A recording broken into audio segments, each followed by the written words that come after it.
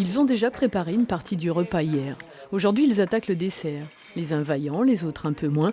Autour de la table, dans les gestes de cuisine retrouvés, reviennent les souvenirs des plats qu'ils aimaient faire autrefois. Je faisais des flans. J'aimais faire, même étant jeune, avant d'être mariée, que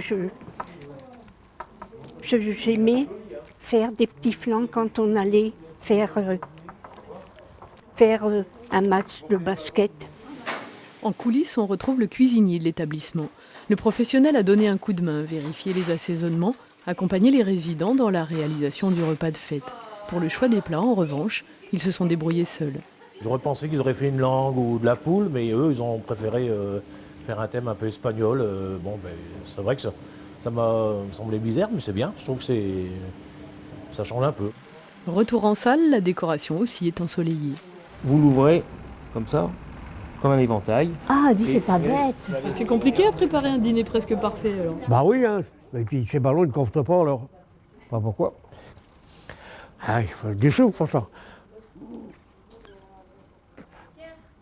L'appétit aiguisé par les préparatifs, le moment du service approche.